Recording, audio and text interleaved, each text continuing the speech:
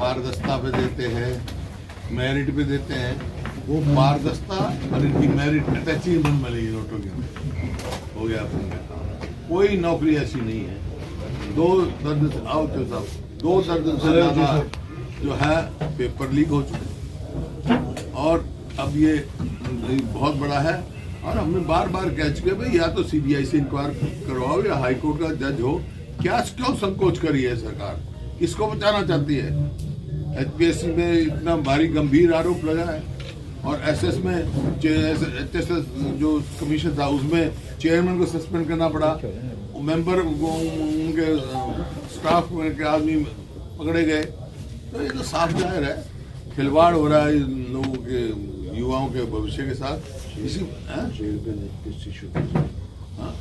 तो ये आप देख रहे हैं, ये जिम्मेवारी अब ये कह दिए एक डिप्टी सेक्रेटरी था, एक क्लर्क था, ये जिम्मेवारी चेयरमैन की है। इसको इमीडिएटली इस्तीफा देना चाहिए और पूरी इसकी इंक्वायरी करानी चाहिए। इस्तीफा देके इंक्वायरी कराओ, हाई कोर्ट सिटिंग जज द्वारा निर्दोष हो उसको दोषी पर ठहराओ, लेकिन दोषियों को तो संरक्षण तो मत दो। तो ये आपके सामने है। एक दूसरा जो विधानसभा में मुख्यमंत्री जी ने 2 वायदे किए। एक तो ये कहा था कि जो उन्होंने बयान दिया था on the floor of the house पे कि हरियाणा में कोरोना से ऑक्सीजन की कमी से कोई नहीं डेथ हुई, जबकि आपके अखबारों में उनके गुड़गांव में इतने मरे, ऑक्सीजन में तो अस्पताल में था, स्वयं वहाँ देखा रोज ऑक्सीजन खत्म होती थी। तो उसके बाद उन्होंने कहा था, जब अगले दिन मैंने कहा या तो आप वापस लो या कहो, तो उन्होंने कहा मैं हाई लेवल कमेटी बनाऊंगा, हर डिस्ट्रिक्ट में भेजूंगा रिपोर्ट। आज तक वो हाई लेवल कमेटी नहीं बनी। आज तक ये जो पेपर लीक पे जो है सीबीआई की इंक्वायरी नहीं लगाई गई और आज एक के बाद एक होता है। एक घोटाला जो रिक्रूटमेंट का दबाने की कोशिश करते हैं तो दूसरा निकलता है।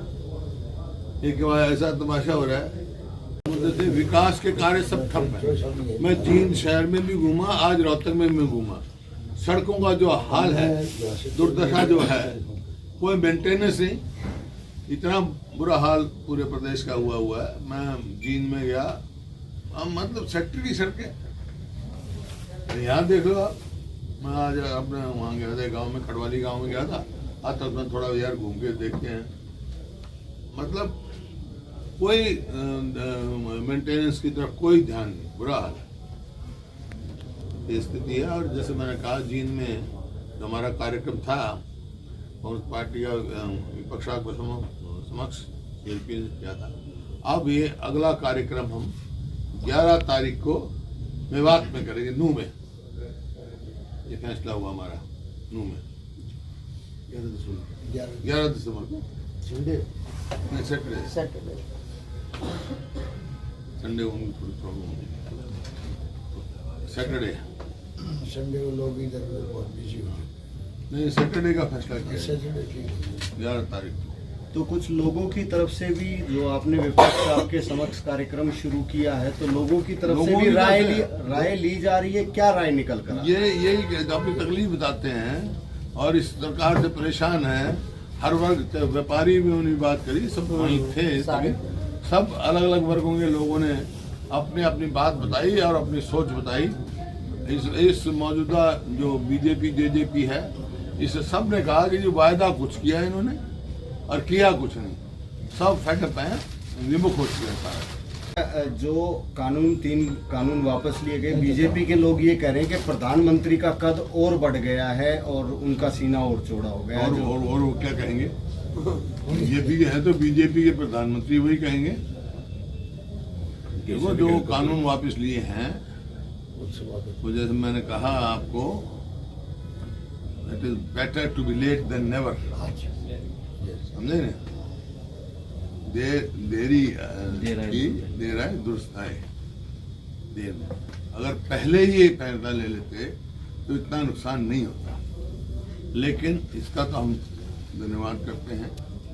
लेकिन मुबारकबाद किसानों को दूंगा मैं, जीत किसान और मजदूर की हुई है। लेकिन ये कहा जा रहा है कि इतना लंबा संघर्ष मैंने अपने जीवन में देखा नहीं, अहिंसा के रास्ते पे करके। ये कहा जा रहा है कि हमने विपक्ष के हाथ से चुनाव का मुद्दा खत्म कर दिया है। चुनाव आएंगे तो देख लेंगे, ये कोई दूर थोड़ा ही है।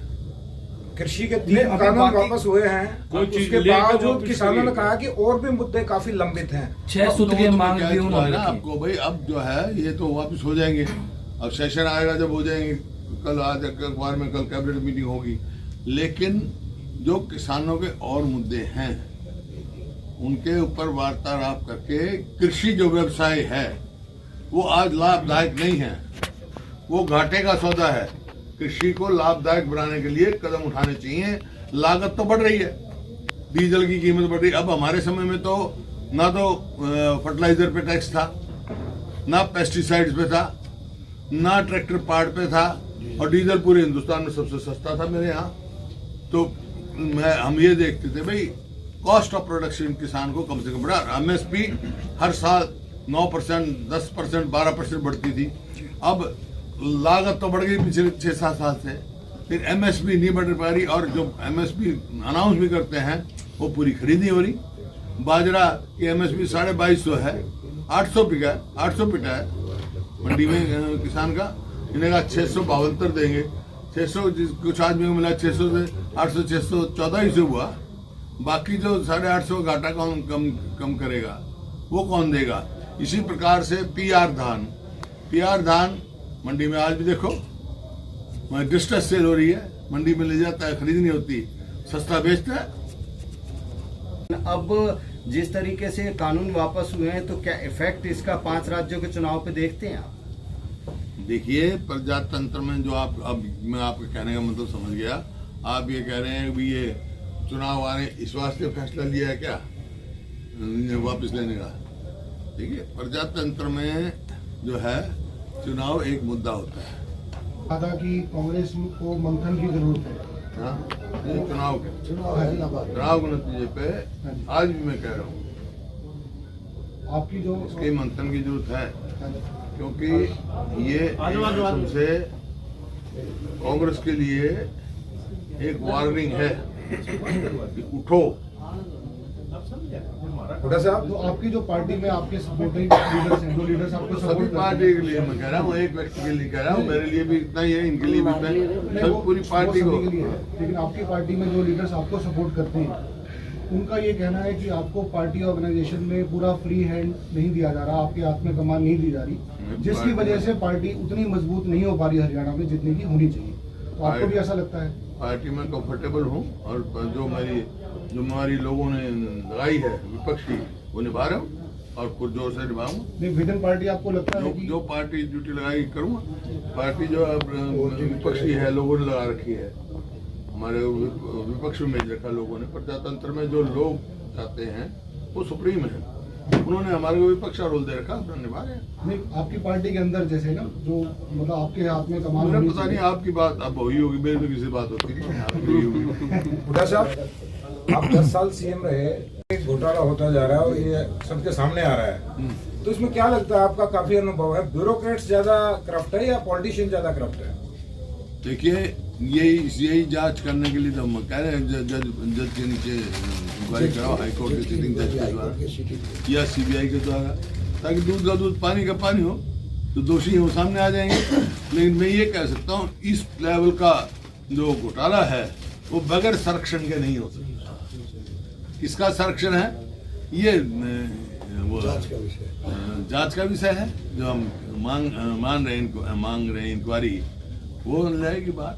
संरक्षण ऊपर का ही है, संरक्षण वही संरक्षण तो ऊपर ही का ही होता है जी, मतलब किसी का संरक्षण जरूर है। इतना संरक्षण ना हो तो इतना बड़ा घोटाले नहीं हो सकते, और ये पहला नहीं है, तो पहला बाई चांस पकड़ा है। हमने तो वहाँ असेंबली में भी कहा था, ORM सीट कितनी बताई थी मैंने, जो कितनी पकड़ी है, 60 कितनी। तो क्या हो सकता है, सीएम का संरक्षण हो सकता है या कैबिनेट? व्यक्तिगत बात नहीं मैं करता हूँ, लेकिन इसी बात पे हम मांग रहे हैं जांच। मैं यही कह रहा हूँ, सरकार संकोच क्यों कर रही है इंक्वायरी करने में?